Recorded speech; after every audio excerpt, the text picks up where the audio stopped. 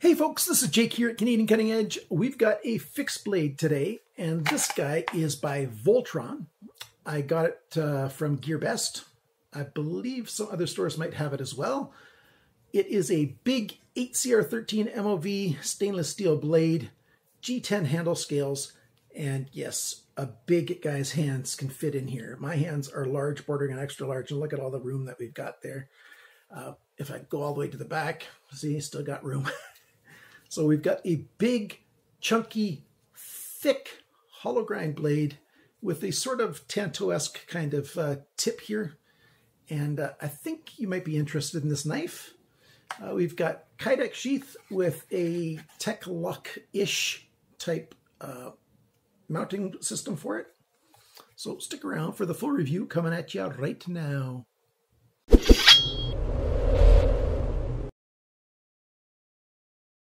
Well, welcome back. I recorded this entire review and realized, no, I hadn't. I didn't hit record.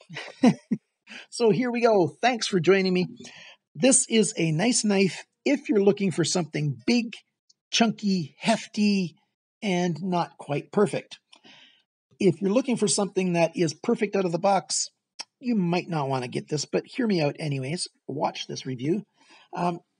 Let's talk about the sheath first.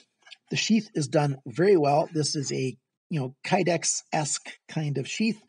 I would have liked them maybe to have a few more rivets in here because it does come apart ever so slightly right there. There's a little bit of space right there. Not a big deal. And then it's got, actually, let's talk about this. The retention is awesome. It clicks in solid, holds really well. So really good. You have to do a good throw or a good push, I should say, to get this to open up. Very well done for that part. I don't particularly like Tek-Lock systems on most knives because the knife rides way too high on my hip. But for people who like this kind of system, this is, the Chinese version of Tek-Lock, their copy, and it's done fairly well, and it's reasonably well built. And when it's locked, it stays locked, and it just works for the way it's designed to work. I just prefer knives that hang lower on my waist. So that's okay. It comes with this paracord, and it was wrapped around the end here from the factory. I took it off to show you some things while I was not recording the previous review, so I'm just going to talk about this a little bit. It's a light, cheap paracord, nothing special here. I think I haven't cut it open to see how many strands it is, but it feels like it's probably 5 strand. It's not quite the regular 557 strand, but it's reasonable. The knife. This half of the knife is awesome. This half of the knife is not awesome. It's below awesome. So above par, below par. End result, is it on par? I don't know. It depends on what you like more. If you really, really want an excellent handle and you can do your own work to help the cutting edge get better, you might want this knife. If you really, really are focused on having a perfect cutting edge, then, the good handle won't be enough for you because you'll never get an excellent edge out of this knife for a couple of reasons. It's 8CR13 MOV, which is an entry-level steel, budget steel, in my opinion. There's a whole lot lower steels out there, but 8CR13 is a steel that I can recommend. I like it, but it is at the bottom of my list of my recommendable steels. So that's okay. We've got a drop point. We've got a flat grind right here, like a saber grind, and then a hollow grind in here, and nothing wrong with that. But the knife is very thick behind the grind, and I'll talk about that more about that in a little while. Very thick, almost 5 millimeters thick, just barely under. So it's a nice, big, heavy, chunky knife. You've got a couple thin slabs of G10 on here that are very well done. They are made wonderfully. The grinding on them is beautiful. They've got just a little bit of milling. You can see these lines right there on the handle. Once we focus again, go on refocus. There you go. You see those lines? It just offers you a little bit extra grip, and it's done that way on both sides, and that's really, really a good thing. I love this handle. Very, very comfortable. Good space for a lanyard back here, and also you got a nice hard end that's exposed in case you need to do some work of, crushing some stuff or other kinds of things that you might need to do with this end of the knife. The blade shape, it's okay. I like the idea. I just wish they would have done this hollow grind at least 1/4 of an inch higher so that this hollow grind radius would be larger. That would be a good thing to make this better. Nice sharpness choil. They did a good job with that. Nice little guard here. Jimping's okay to give you some grip on this, but not super awesome. Let's do the measurements now. And this will sit here until the measurements are done. What do we have? We've got a cutting edge that is 12.3 centimeters. That's 4.85 inches. And then a blade length is 5 inches, 12.7 centimeters. The blade thickness is 4.95 millimeters. That's 0.1945 inches. So basically 1/5 of an inch thick. You've got a blade depth this way of 3.4 centimeters. That's 1.34 inches. The thickness of the edge behind the grind here, and I measure 1 inch from the sharpness choil down, it's too thick, 1.1 millimeters. That's 0.043 inches. It should be close to half that. So it's quite thick behind the grind. And then the grind angle. VOLTRON, whoever you have sharpening these knives, they need some retraining. This side here is 18.6 degrees. Oh, you say, what's wrong with that? No, there's nothing wrong with that. That's pretty good. My target is 20 degrees per side. This side here is 32.5 degrees. 32.5 degrees, like that is steep. That instead of having a cutting edge like this, we've got a cutting edge like this. Of course, I'm exaggerating, but that's for emphasis of what you have going on right here. I will resharpen this knife to 20 degrees per side, and I'll include a picture of what the edge looks like that way. So I'll show you the before, and then I'll show you the after.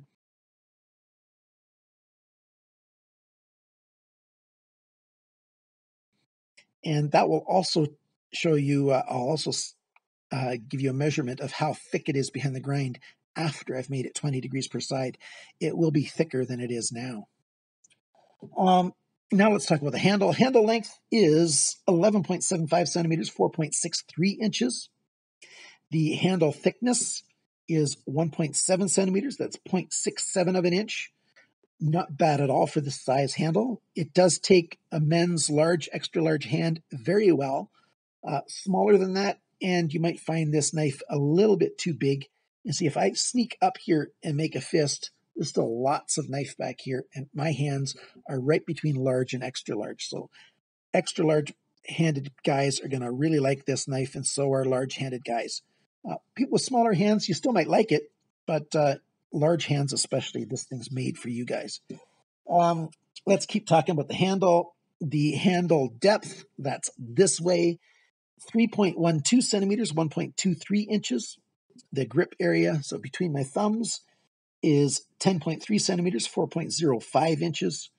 The total length of this knife from tip to the end of the handle is 24.6 centimeters, 9.69 inches. So almost a 10-inch knife with, a 5 and a 4.5-inch blade. 5-inch blade, 4.5-inch handle, roughly.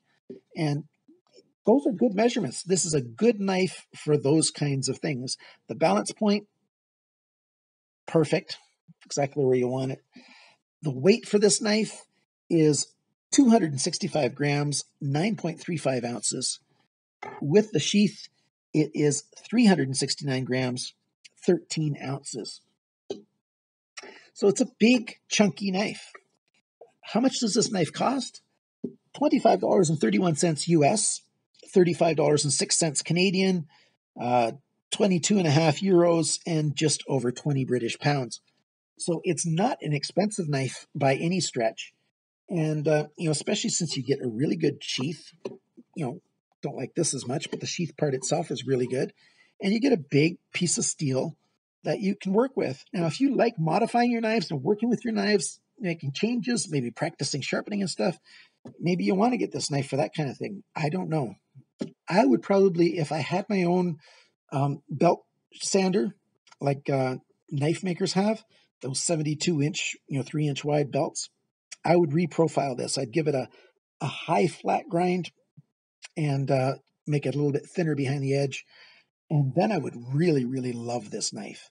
It's got the chance to be an awesome knife, but they just didn't do a good enough job with this main bevel hollow grind and the thickness of this edge and the grind angles. You know, they just messed up on that part of this knife. If that's not that big of a deal for you, if you're really looking for something super comfortable in hand and you're going to use it for doing some light chopping, you can do some light batoning with this because of how thick it is. 8CR13 is going to withstand, a little bit of light batoning. I'm not talking about taking 4-inch logs and splitting them in half. I'm talking about, taking off 1.5 inch chip off the side to make some kindling, that kind of stuff. This is good for that kind of thing. Let's go over the summary of the pros and the cons. It's a big, heavy, chunky blade that's extra comfortable in hand. I like that. If that's what you want, hey, this is a good knife to get. I got interrupted because my battery went critically low on my cell phone while I was taping. So I'm not sure where it ended before I plugged it back in.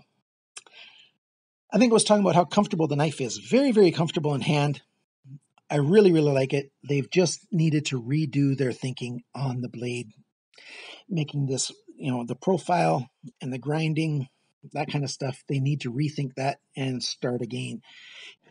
8CR13 is a pretty good steel, and for the price of this knife, it's a good recommendation.